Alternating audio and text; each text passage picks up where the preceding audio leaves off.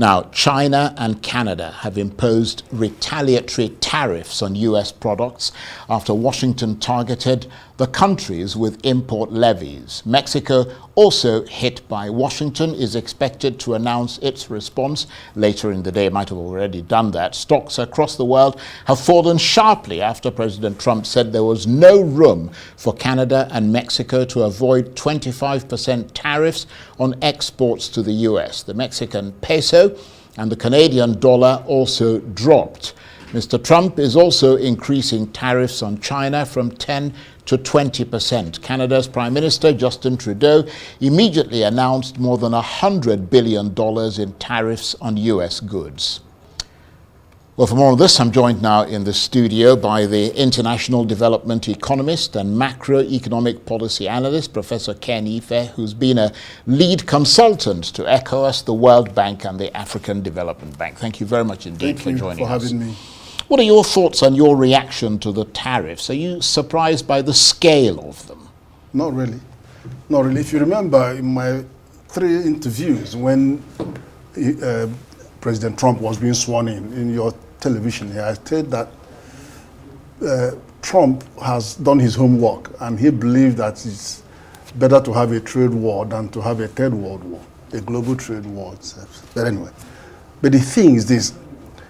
As early as 2011, China and America were inseparable. People felt that they are the closest countries to each other. In 2012, a year after, both Barack Obama and Mitt Romney blamed the loss of jobs in America, in Ohio, to China. They held China, rather than look at the demographic shift, rather than look at the lack of investment coming in, rather than look at automation, they conveniently blamed it on China.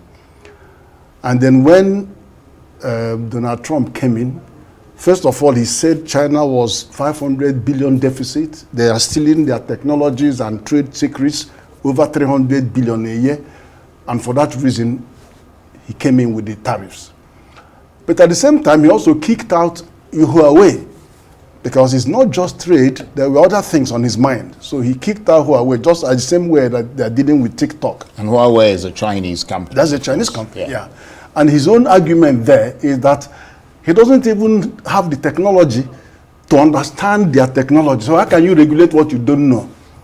And that they might actually keep bugs in the network, and after some years, those bugs will come up and cause mayhem. So that was why he didn't want to. You know. But I mean, but what then happened was that with the aftermath of that tariff was that Americans had to pay the bill by inflation, because in the end of the day, they were exports. You know, they were importing, and in fact, while China was producing goods and saving money, America was consuming goods and borrowing money. That was exactly what was going on. And now, in his second coming, what is he doing? In fact, during the time he was ruffling China, China tried to use some of that deficit to buy US Treasury bills and then also to do some FDI investment. But the FDI investment now has gone down by about 93%. That is the China FDI investment into US has gone down considerably. So it's no longer what you know. So, but the thing is this, I mean, if you ask me, I think Trump is getting it wrong. You know, he thinks all these countries and global trade is a monopoly game of, you know, he just sees everybody as well, it's going to obviously hurt Americans. Yes, what I wanted to ask you is, what about the impacts and the effects? What are those likely to be, as briefly as you can? And how soon will they flow through to prices? And how will they hit people's pocketbooks? No, that is quite, you know, is instantaneous anyway, because what has happened in the first time, in his first coming, he excluded consumer electronics. But now consumer electronics are in. And you know Americans consume. They are the ones that consume that thing. They don't even buy what they produce. They just consume the things coming from China. And you're talking about mobile phones, you're talking about a lot of all these electricity, electronics, you know, all kinds of things, consumer goods, all based on it. They consume those, and that is going to hit that come direct, even toys and Nintendo kind of, you know, those games, they will be touching them right away. And the other thing is this, in 20, when Obama was being sworn in, Africa Business Chamber, we were in Washington to celebrate. And one thing that came out, he said, we should beware of China. And I said, how can you tell us to beware of China when 90% of the goods in Walmart and all the supermarkets are actually from China? So you're telling Africans to beware of China. But I think the fact of the matter is that with the courage of Canada reacting, and then of course, Canada is hitting them on food, and then actually the reaction from China also is on food, is on soya beans, dairy products. Yeah. And those products are going up very. If a dozen of egg is over $5. I mean, it's inconceivable that you could have such steep rises, and that is touching people's pocket. Right. And of course, these things usually have an immediate impact on the stock market as well. You can see that. How have they been? They're all reacting to it immediately. Right. And for people like us, Nigeria, we're going to see supply chain disruptions. Yes, I was going to come to Nigeria, because I was going to say, what impact will that have on the global economy and on countries like Nigeria? Yeah, Nigeria, we sell crude and maybe gas to China and America, and we're selling the highest quality crude anyway. And China will still have the capacity, and India, to buy much of our stuff. So I don't think we're going to be affected by that. But it is the fact that our economy is import dependent. The supply chain disruptions affect us. Why would we bother about Ukraine? We have gas and oil. Russia has gas and oil, but 40% of the gas Europe uses was dependent on Russia. So when they turned the screw down, we had to carry the inflation. The sharp rises in all those costs affected us. That supply, even COVID, it was the supply chain disruption that did the worst. So when an economy is import dependent, every conceivable macroeconomic headwind global affects you. Even in 2008, why were we're not in property business, but the subprime property crisis in America affected us, affected all our banks.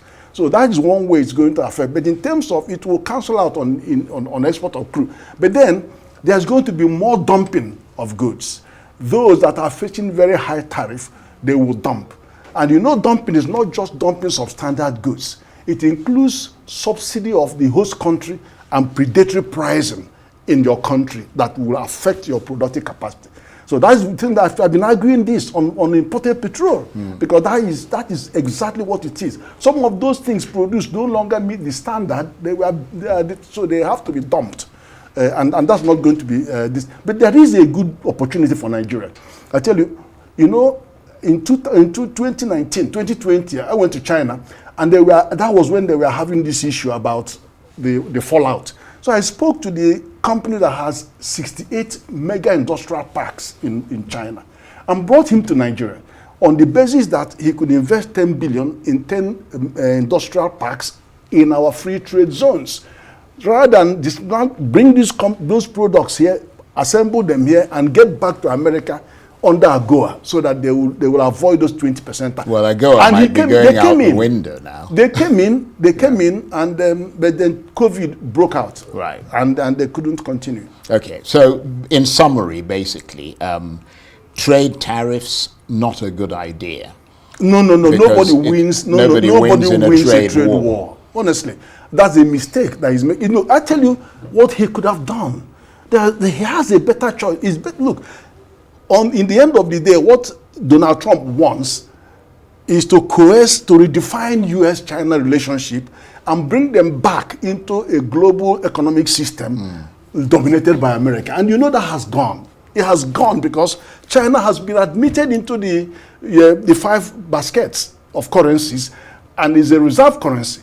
And because it's a reserve currency, many countries are now keeping them as a reserve. And then it's doing currency swap.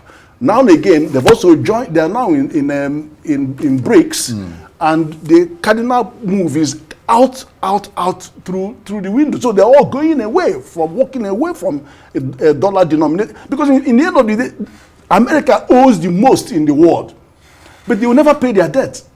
They will only print more dollars. So these guys want to return to gold standard. They want to use metals. They want to use that. And they're moving away ferociously. They're all buying up gold everywhere. Right. And you can't change that. All that happened is that This process would have taken 15 to 20 years to happen, but it will not happen in 4 years of Trump's administration. Okay, very, very interesting.